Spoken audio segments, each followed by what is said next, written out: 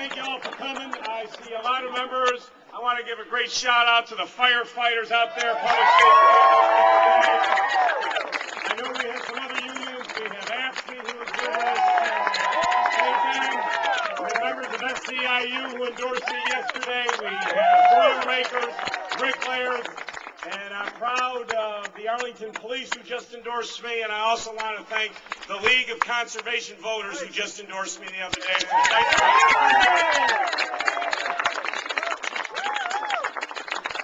And I recognize we have many members of the Korean community. Let me acknowledge that Asian Pacific Islander Month is the month of May. Give a great round of applause. And all of you, folks, we got a big election coming up. We are 27 days away from an important primary and an important election. We all know it's a tough economy. You just saw the reports yesterday how on our reduced budget now we're going to have to reduce it again, maybe up to $250 million. More cuts are coming. I don't believe in raising taxes in a down economy. The worst thing you can do is take money out of people's pocket right now. I think your next governor has got to focus on job creation. How do we grow our economy? We've had two great Democratic governors, Mark Warner and Tim Kaine. And thank goodness we have had them in these tough economic times. But we got to continue going forward. We can't go the way Bob McDonald wants to take us. We have to go forward. So we need a governor that's going to come in and create jobs and create economic activity. And this is something I've done my whole life.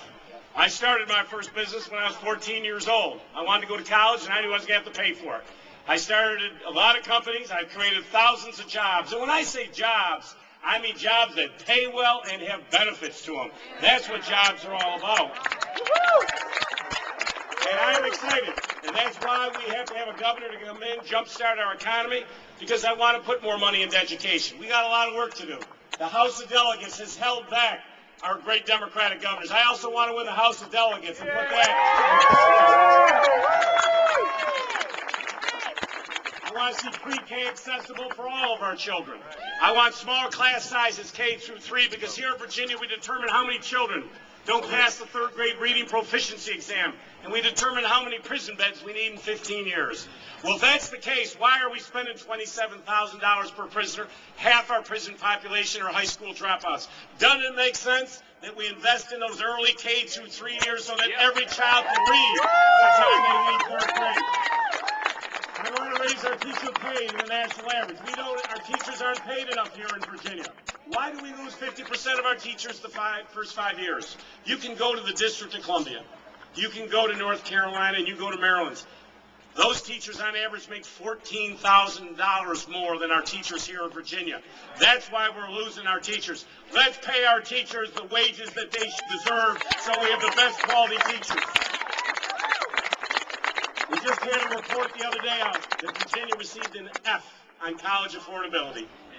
We have the 9th highest per capita income in the United States of America. Virginia should never receive an F on anything. And as governor, I'm going to fix that. I have a program.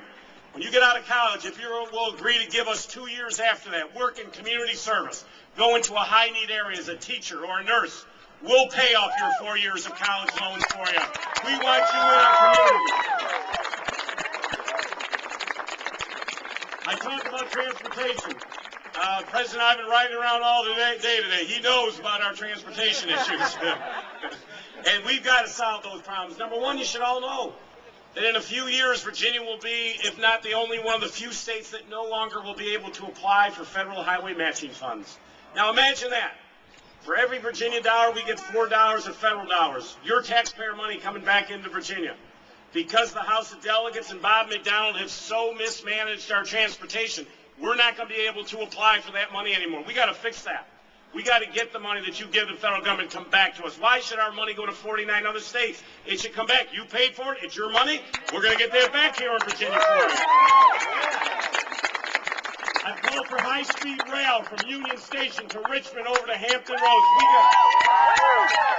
We got to get cars off the road, and we could get 1,000,001 cars off the road with high-speed rail. We could create 176,000 jobs. We could eliminate tens of thousands of tons of CO2 with high-speed rail going down the corridor. Then we go for higher speed. We got to continue the metro going.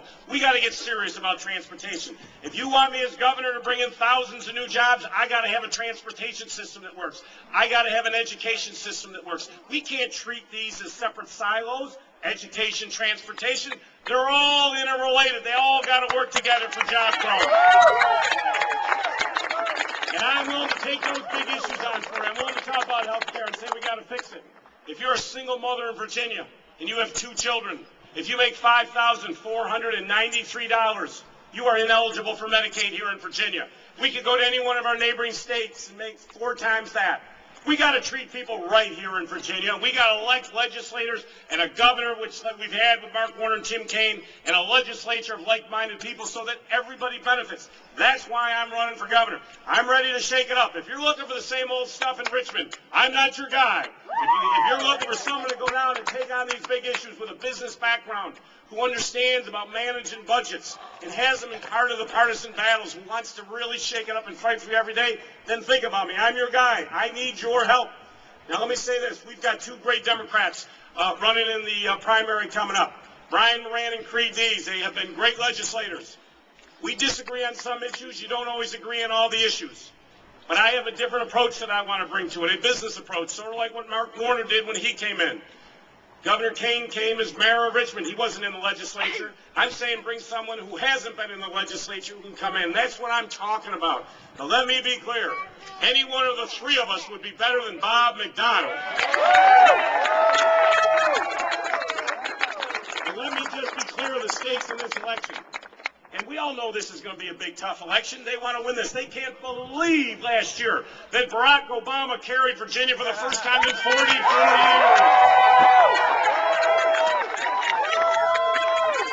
They can't believe that Virgil Good and Thelma Drake were defeated in the House of Representatives. Well, start believing, folks, because it's going to continue with this election.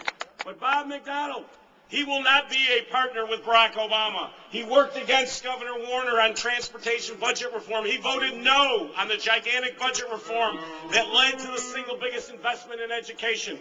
He has worked against Governor Kaine on transportation the last 4 years. I mean, the other day he just said that President Obama shouldn't get an honorary degree from Notre Dame University. We've got to stop this partisan bickering and battling. And he recently joined with the House of Delegates, folks, and rejected $125 million in stimulus money that was your money that is now going to go to 49 other states. And just to be clear, that money we would have had use of for 7 straight years. Wouldn't have cost us a penny. It was your money coming back. It would have benefited 7,500 Virginians who were looking for part-time work, who were looking for job training. We're not going to get it now. They've turned it away. I promise you, as governor, I am not turning down 1 single cent of stimulus money while I am governor. I don't want my fair share. I want more than my fair share as governor.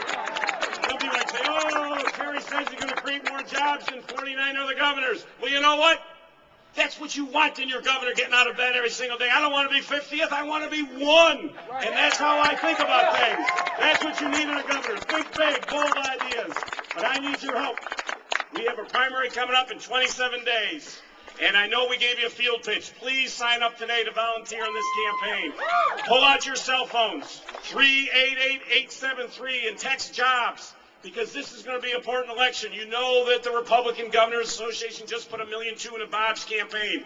He's already brought John McCain in. He's brought Rudy Giuliani in. He brought Mike Huckabee in. And they just announced they're bringing Sarah Palin in. Well, they can have Sarah Palin. I'll take President Clinton and we'll all have it.